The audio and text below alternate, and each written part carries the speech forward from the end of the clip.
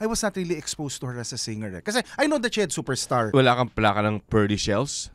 Hindi eh. Wala akong mga... Wala kang plaka ng I Went to Your Wedding?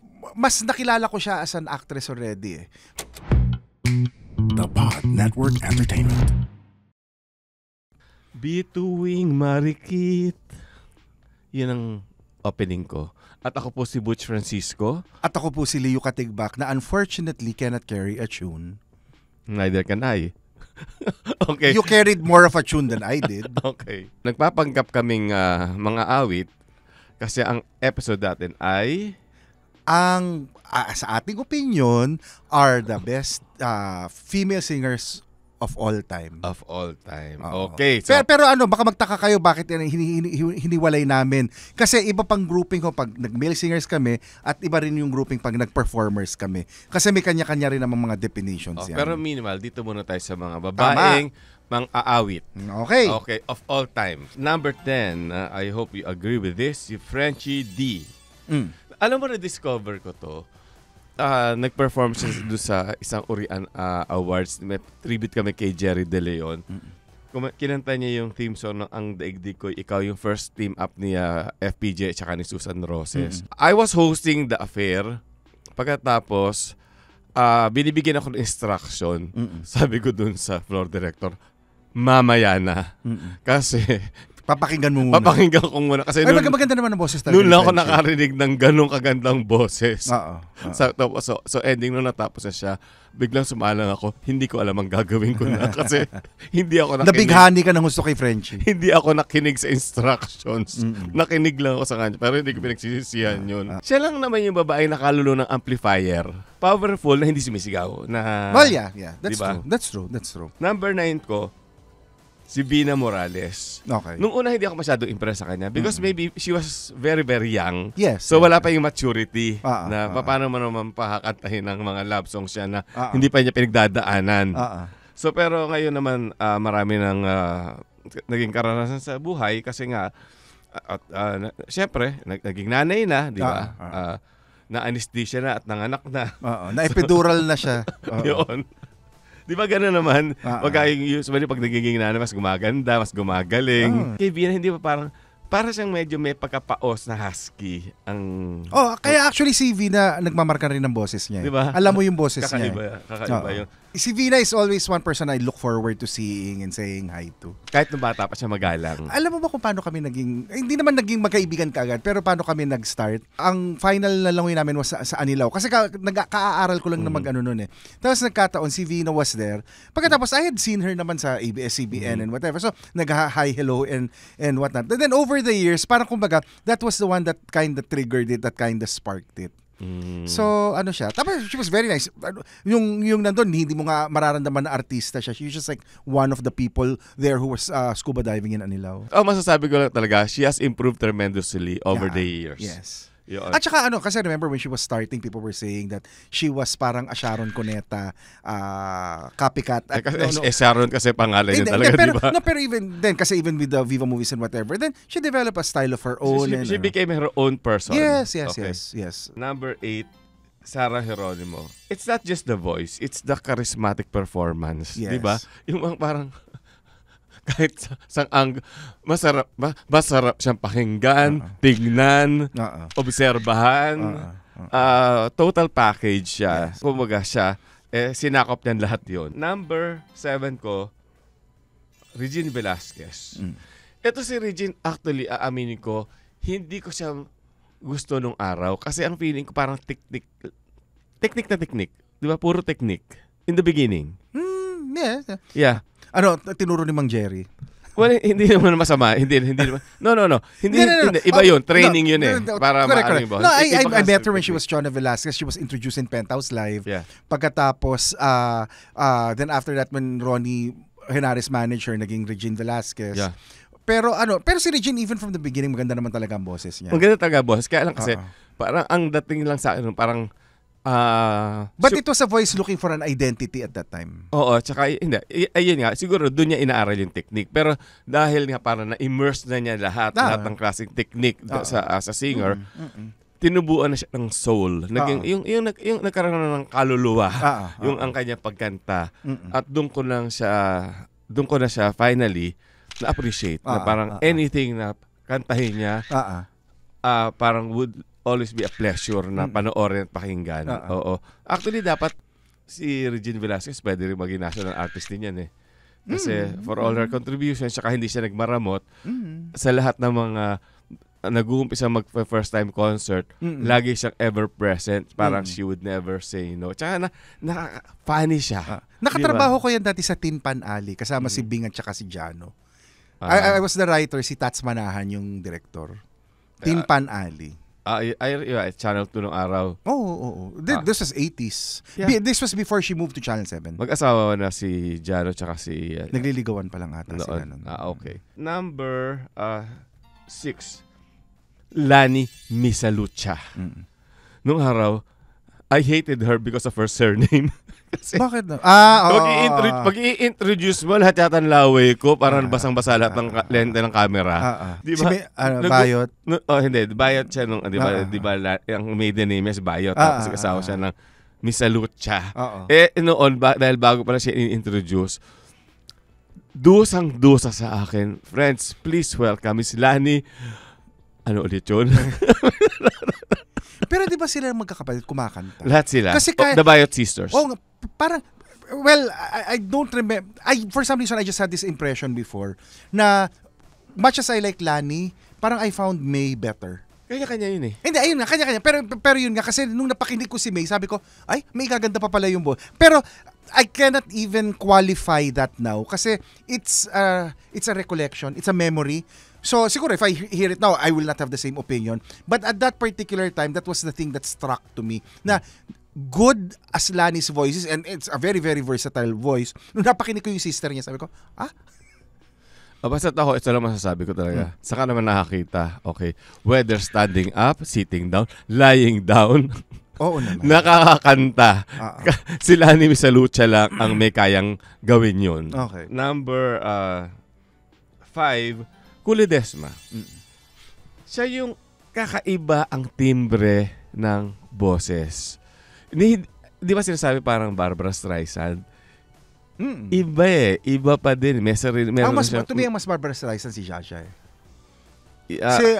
Si Ku mas malapit kay Karen Carpenter. Ako hindi, sa akin, if you ask me, may sarili siyang timbre. No, pero ibig ko sabihin, kung maglalapit ka, ganun pero yung... hindi, kung kumbaga, ang distance between, para siyang EDSA from Monumento to Cross Boulevard. Okay. Yung sa akin ang distance. Talagang distinctly Kulidesma. Well, Ku is also from the era, which is actually my favorite era for singers. Kasi whether you're a Pat Castillo, whether you're a Celeste, whether you're a Joey Albert, yun yung time na lahat sila distinct. Pag napakinig mo, Lea Navarro, alam mo kung sino kumakanta? Hindi katulad ngayon na halos marami sa kanila sound alike. Oo. Hindi kasi kinokopy nila yung cover versions. Well, ayun nga eh. Kaya mas gusto ko yung mga singers nun eh. Whether they were very, very good or even the not so good, they were all very distinct. Kaya naman siya nakarating sa ganong estado kasi napaka-perfectionist. Siya yung tipong 18 hours na nasa recording. Parang lahat ng kasama niya sa recording studio, parang, okay na. Umuwi na tayo. Ayaw pa rin niyang umuwi kahit after 18 hours kasi hindi pa niya na-perfect ang sa tingin niya. Kaya siya talaga gumaling. Kaya siya naging Kulidesma. And then, kasi di ba si Boy Abunda used to be her publicist.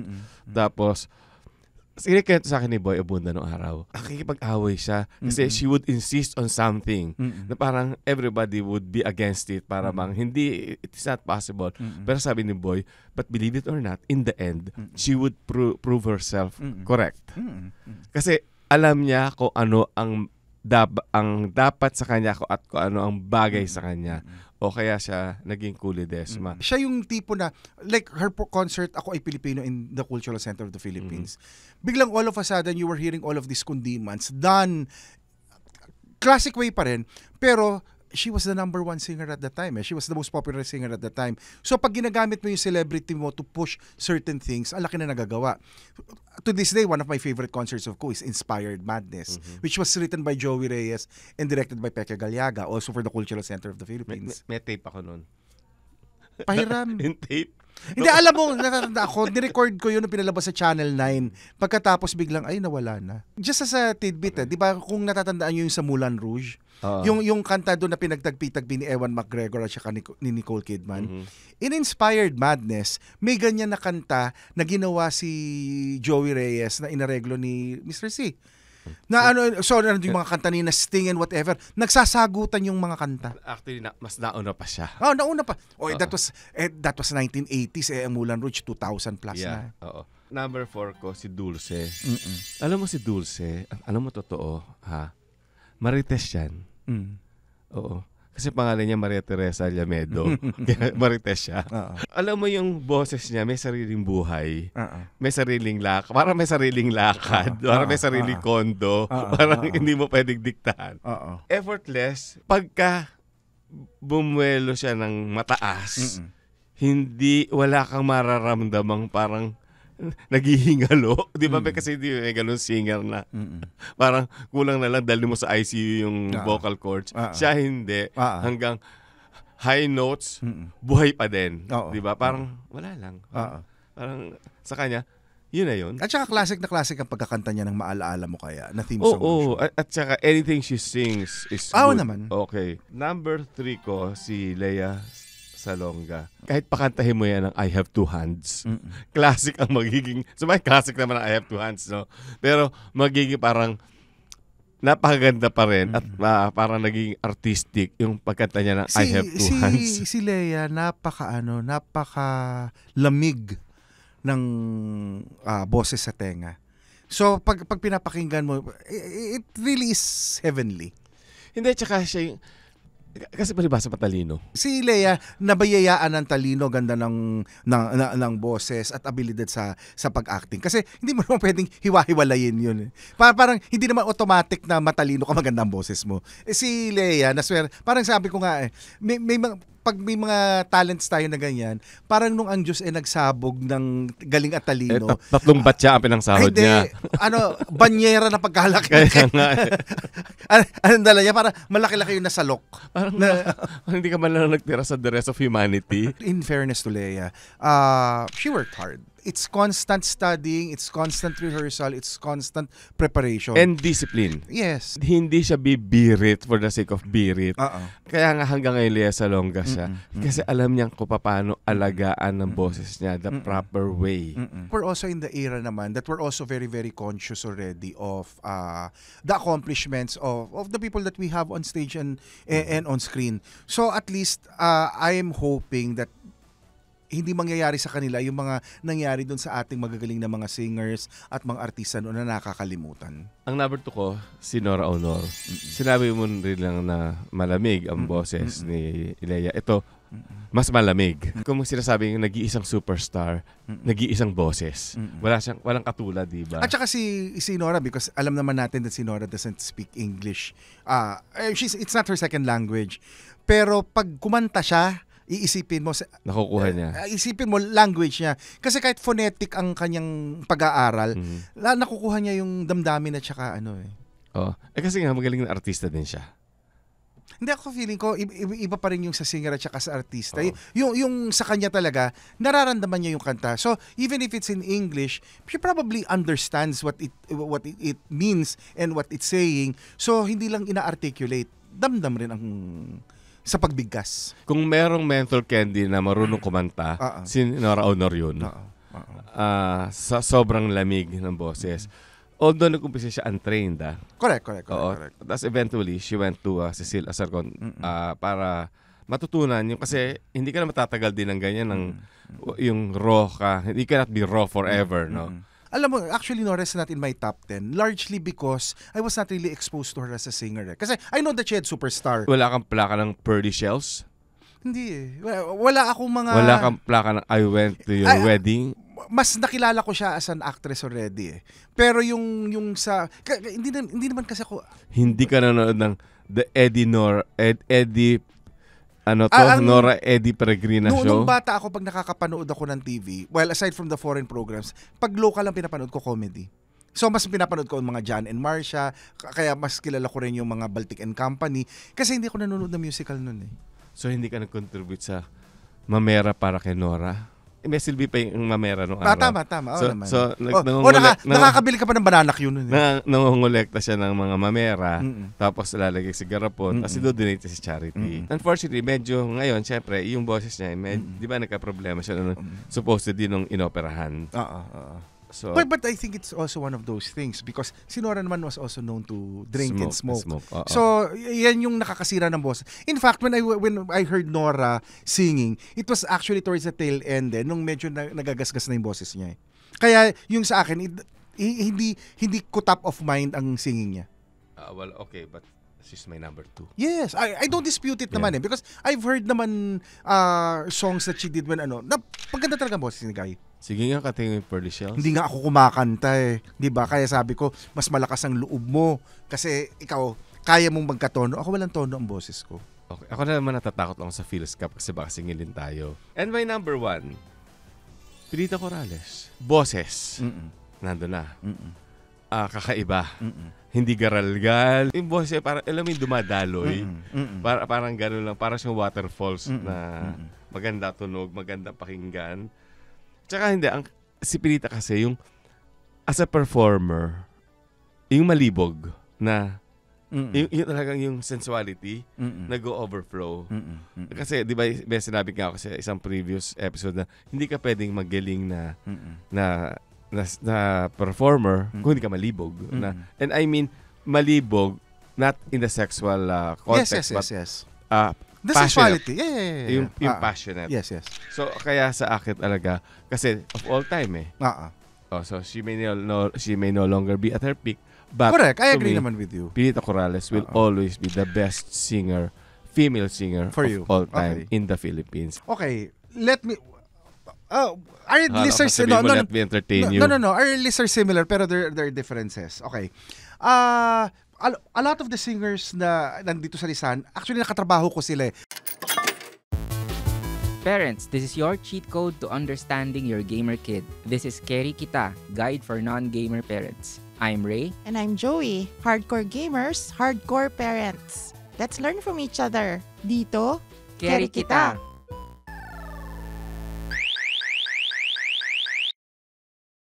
That's why yung sa akin, I guess there's also more of a subjective nature to the choices.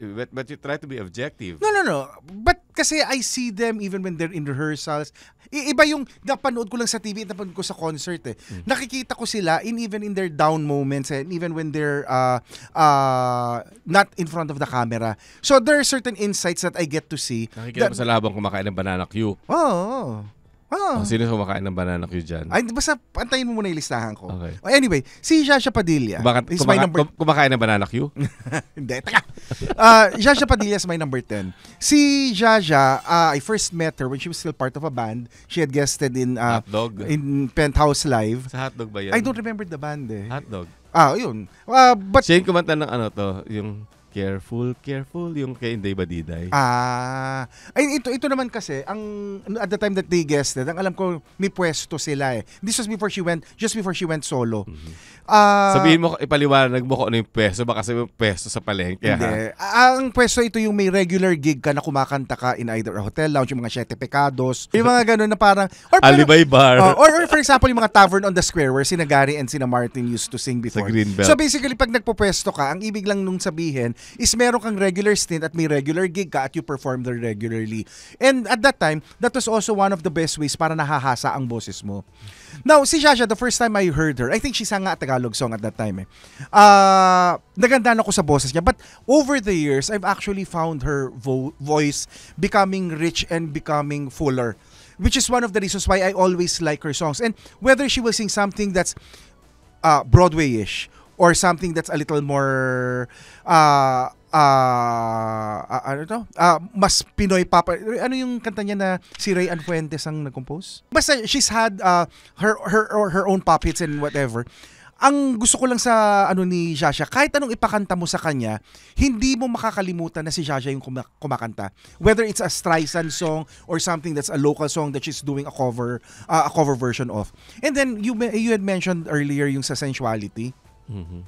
I remember when we just moved to ABS-CBN, ginagawa pa yung Jaja na musical series na ang director si Fritz Infante. Hindi natapos. Ang alam ko parang 13 episodes yun. Hindi nila kasi parang dapat one season. Ang ginawa nila, binayaran nila nila si Shasha kasi it's going to be cheaper that way.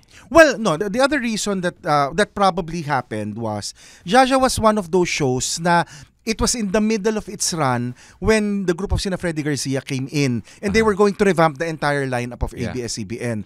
So ang doon, But alam mo, kahit sabihin mo short-lived yan, nung nagkaroon ng gawad si CP for TV, na kinonsider yan heavily yung Shasha kahit nga short-lived. Correct. And this ang ganda ng quality. At saka si Dolphy nag-guest dito. That was the first time I actually met Dolphy. Kasi hindi ko naman siya katrabaho dati. So nag-guest si Dolphy sa Jaja. Tapos kilig na kilig kami nung nandun sa Studio 2. Ako naman, I have to admit, nung 80s until the 90s, favorite singer ko si Shasha. Kaya lang, sorry, kasi nung kinanta na niya yung Bridge Over Troubled Waters, parang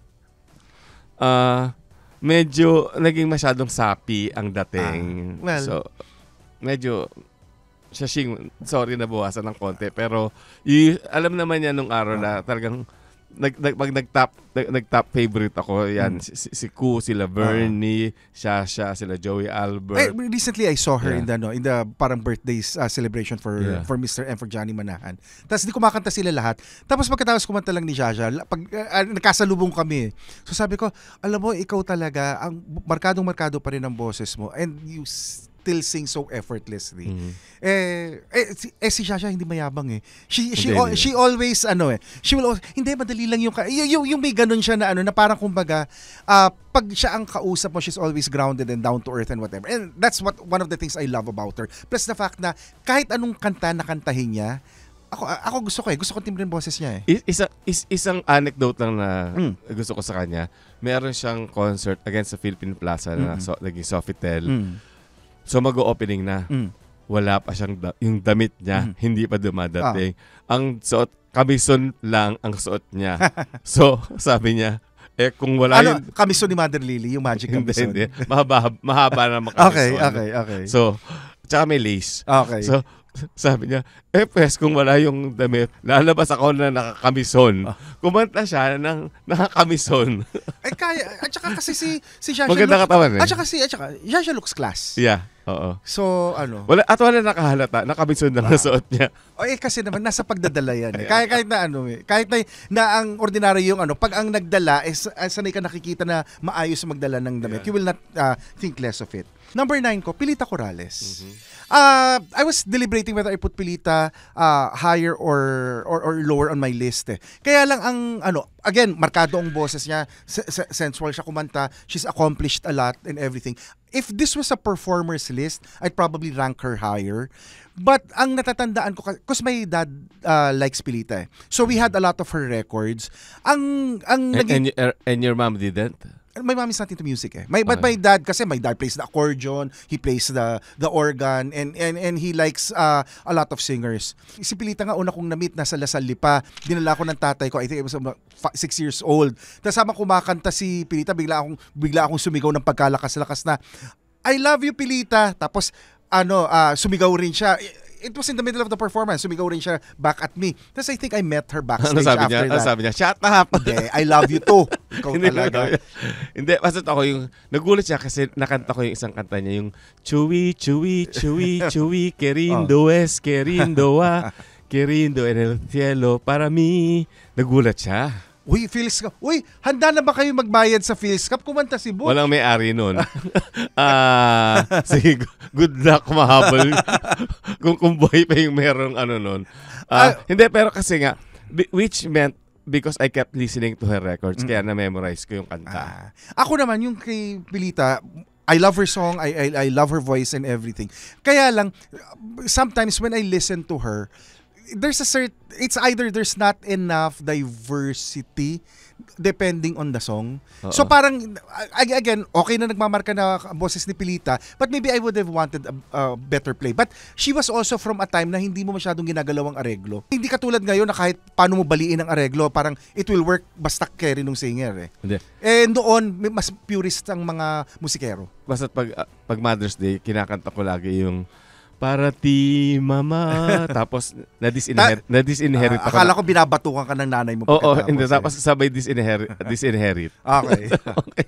My number 8, Vernie Varga. You know, si Vernie is one of those singers whose versatility, whether she sings a ballad, whether she sings Manhattan Transfer song. Or pumipito. Kahit pumipito lang. Ang sa akin... Yung take 5 niya. Ay, oo. Pero hindi, ito yung classic sa akin. One time we were guesting Vernie in Penthouse Live. Pagkatapos, I think taping yun eh. Pagkatapos sabi ni Vernie, sabi niya, Leo, I have the worst headache. I think she really had the migraine.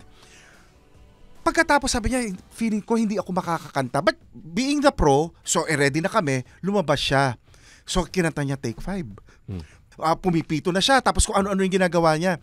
Tapos siya kumanta, sabi niya, kailangan ko lang pala kumanta na wala completely yung pagkasakit-sakit niyang ulo. Pero sabi ko, for somebody who had a headache, that was one hell of a performance. Ang galing-galing niya. Pagkatapos nung Ryan musikahan, biglang shift gears. So, sa tribute to Apo, bigla niya kinanta yung Yakap sa Dilim ng Apo. Lahat kami napatingin kami, sabi, kaya palang ganyan ka-sexy ang kanta na yan. Pero si Vernie, napakamarkado ng boses niya. But at the same time... Sinasabi mo yung masakit na migraine. Hindi, may migraine siya bago kumanta ha. No, pero siya yung tipo na, okay, may concert sa Manila Garden na naging ni Hotel Nico.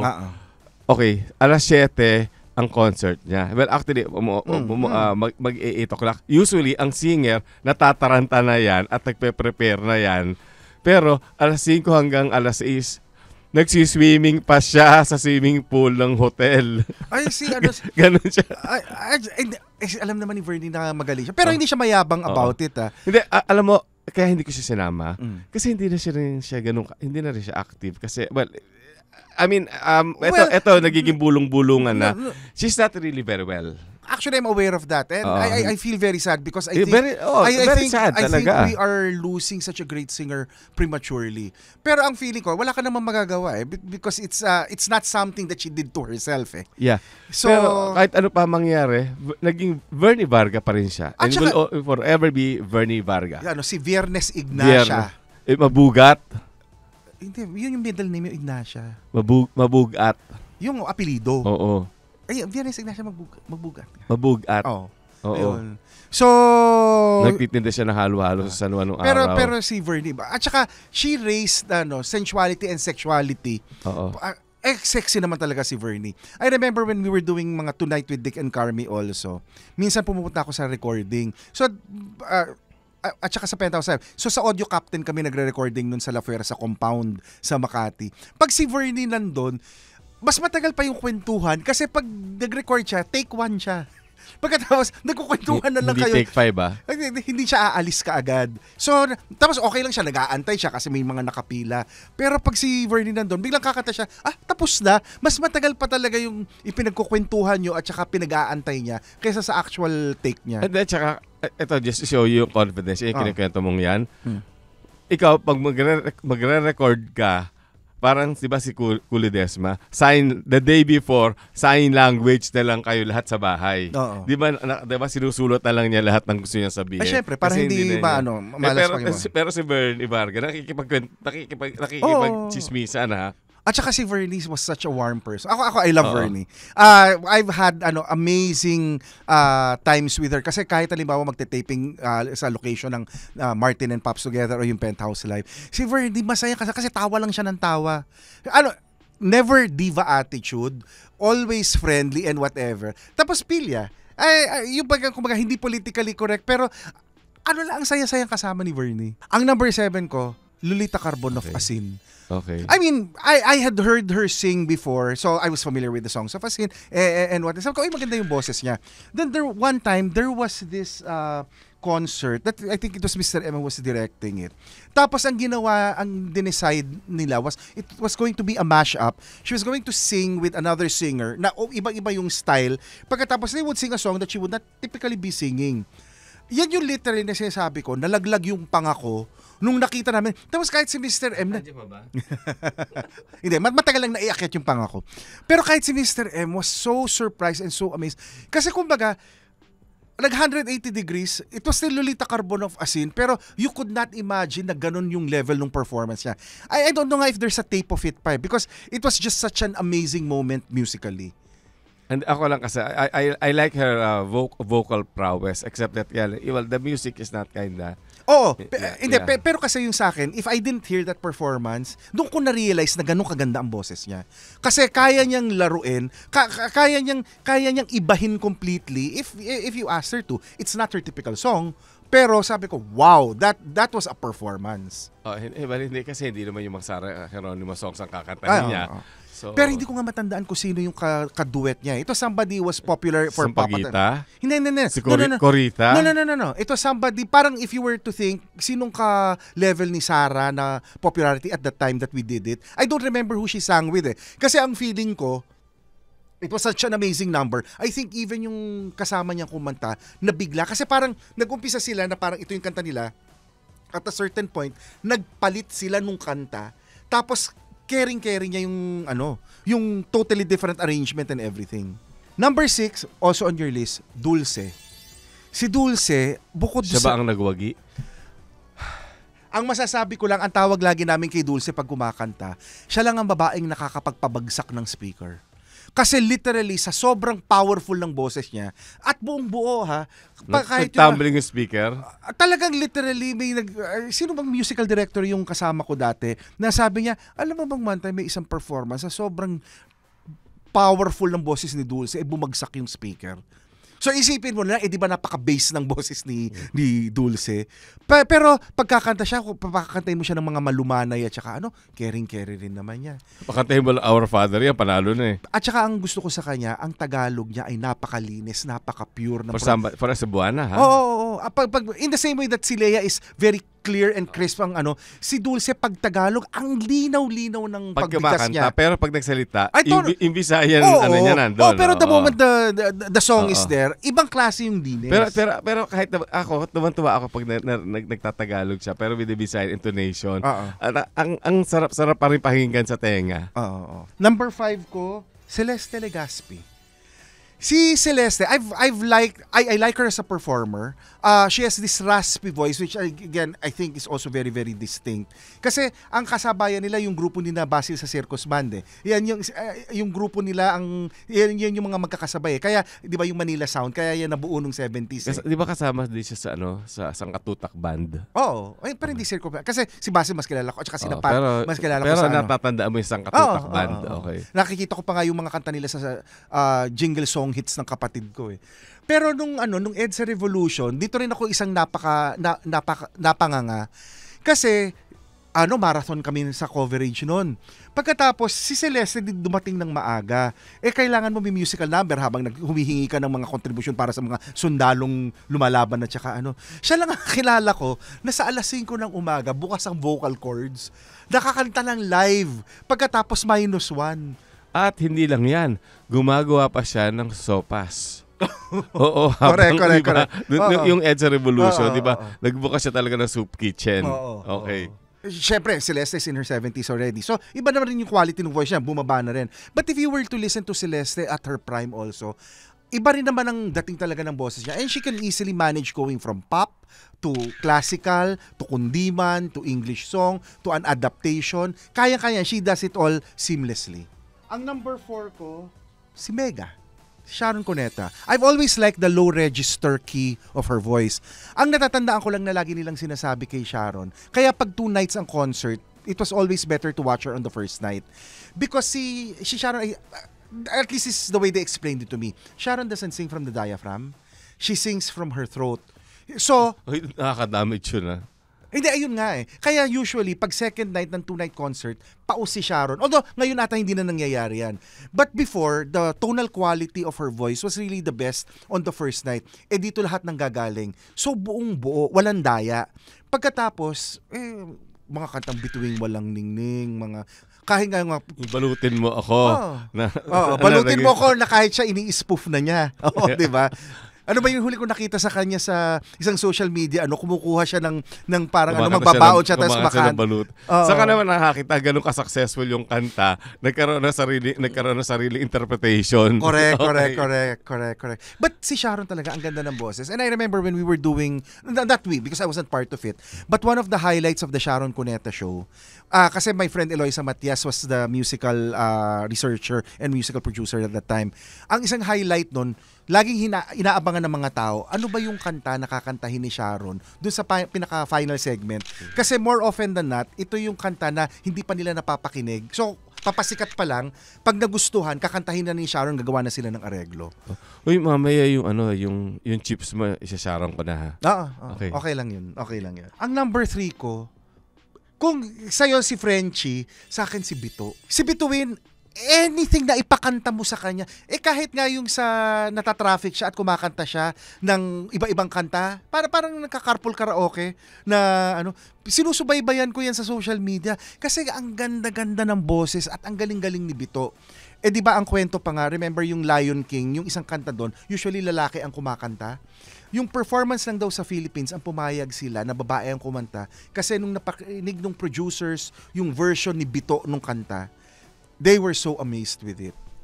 I was so happy that I was able to watch her final show, yung sa Samsung Performing Arts, na she was doing naman Broadway. So, isipin mo, si Bito can do pop, she can do rock, she can do Broadway, and she does justice to all of them. Ang feeling ko, si Bito kahit naglalaba at kumakanta, papanuurin ko at magbabayad ako. Ganun kaganda ang boses ni Bito. Kunin mo labandera, tapos pakantahin mo. O baka naman mamay, parang hindi ko maa-afford na maglaba para sa akin si Bito. Pero love na love ko yan. Tapos pag nagkikita kami, lagi lang kami may chika niyan. Pero sabi ko, alam mo nakakairita ka, isa ka pa rin ng agaw ng talento nung nagsabog ang Diyos ng talino. So, bakit ganyan kaganda yung boses mo? Actually, sa akin magkalapit sila ni Dulce. It's just that Bito is a more contemporary version also. And siya, linis ng pag-pronounce niya whether it's English or whether it's Tagalog. My number 2, Lea Salonga. The first time I actually got to work with Lea was before Miss Saigon. Hindi yung sa I Am But a Small Voice. Hindi. Napanood ko lang siya nun. At saka yung sa Annie. But dun sa Miss Saigon kasi, di ba napili na sila to go to London. So there was going to be a farewell concert for the Filipinos of Miss Saigon. Leo Real was the one who was directing it. Pagkatapos,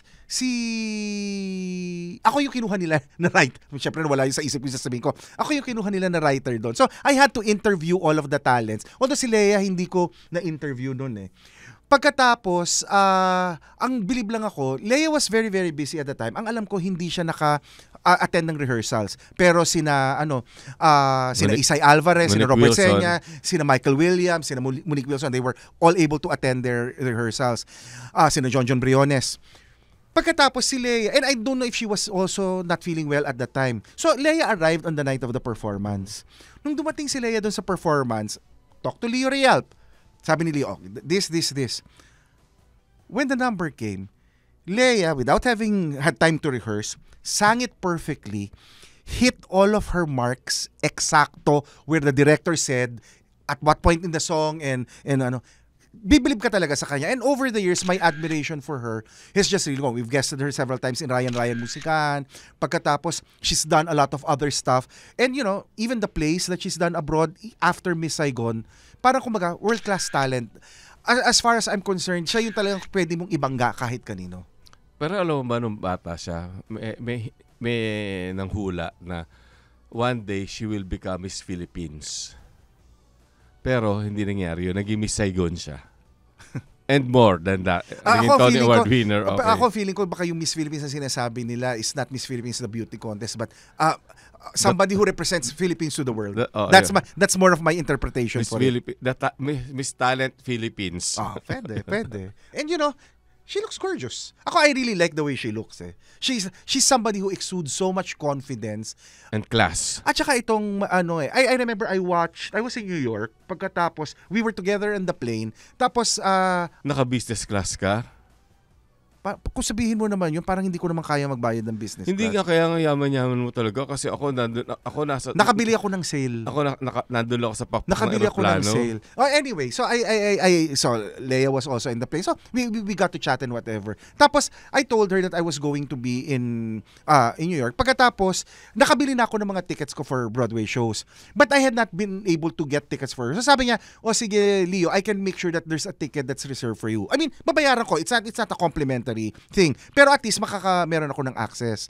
Hindi ka pumipila dun sa hapon yung pag 50 off? Hindi. Not all shows naman are available in TKTS eh. So nung di kinuha ko yung ticket, so nagbayad na ako and everything. Alam mo ba, ito yung schedule ko na literally, after I watched the show, I think it was a January 1 or January 2 show. Hindi siya December 31. From the show, so in the afternoon, nagmerienda kami ni Leia together. So, it was just Treat niya. KKB ata kami.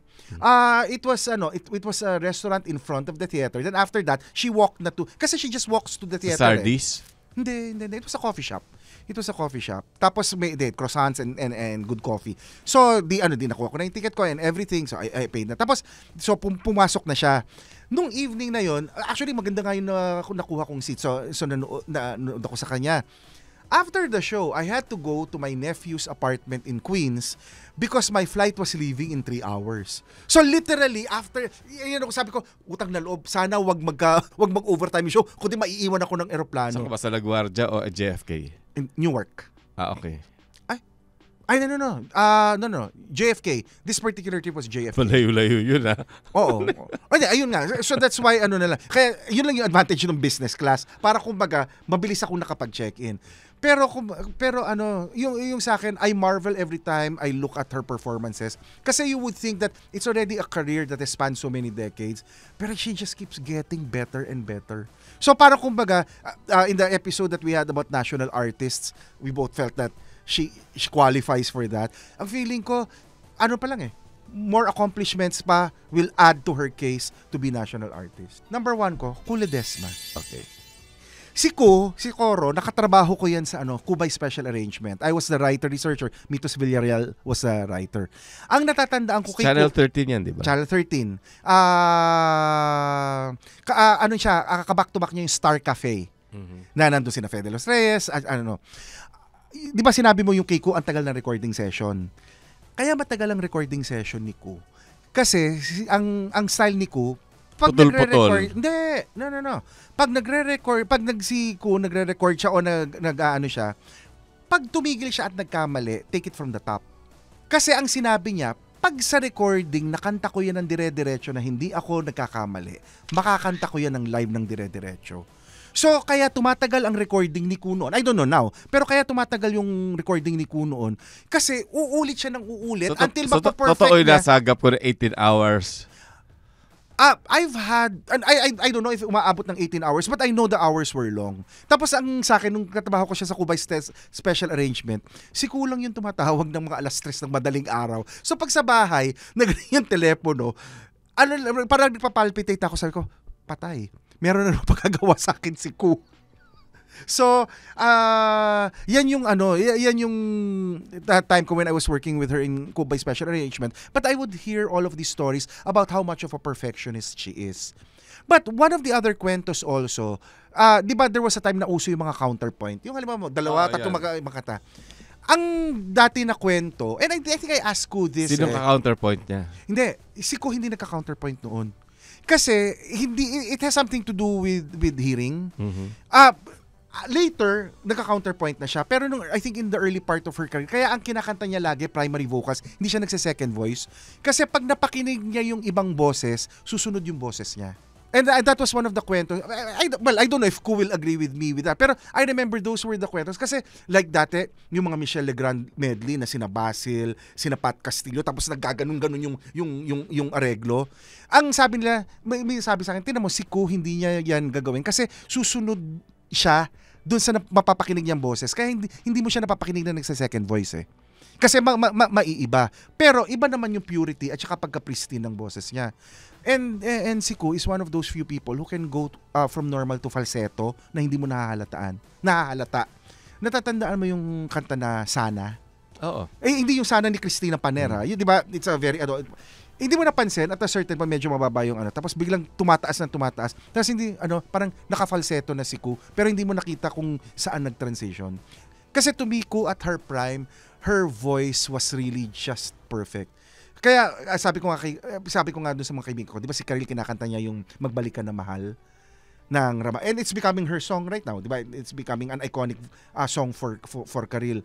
Pero yung sa akin pa rin pag napakinig mo yung Magbalik Ka na Mahal ni Ku, parang sabi ko, paano mo to lalampasan?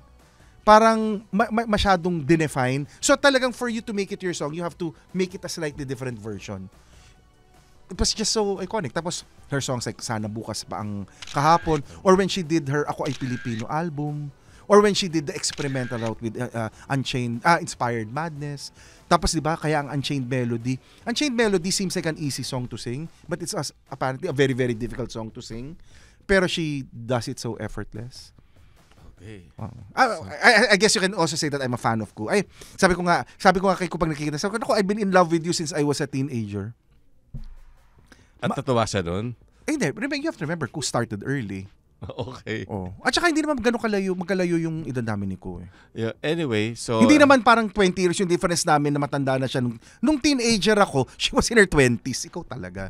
Okay, and again, that wraps up our episode. Yes! So the top 10 na pinakamagagaling na female singers of all time. Correct. Ako po si Butch Francisco na pang economy class lang, kasama si Leo Katigbak na pang business class. Nako, ayan ka na naman. Until the next episode of Best 10 Bets. First class edition. Have a nice weekend. For those of you naman who are staying and listening to our podcast, meron kami mga additional names for our list. Mauuna na ako. Sa listahan ni Butch kanina na-mention niya si Regine Velasquez. Mm-hmm. So si Regine, ako believe I think Regine is only gotten better with age. Sometimes ang feeling ko, I'd still want Regine to branch out or diversify her repertoire kasi parang at some points ang feeling ko people are applauding lalo na when she's belting and parang vocal calisthenics. That's not all she does naman. She can do something else. Pero sana ma-highlight rin yung ibang yon. Pero sa galing na pagkanta, lalo na yung inangkin niya ang kantang Narito Ako na unang pinasikat. Unang kinanta ni Marie Chris Bermont dati sa Metropop.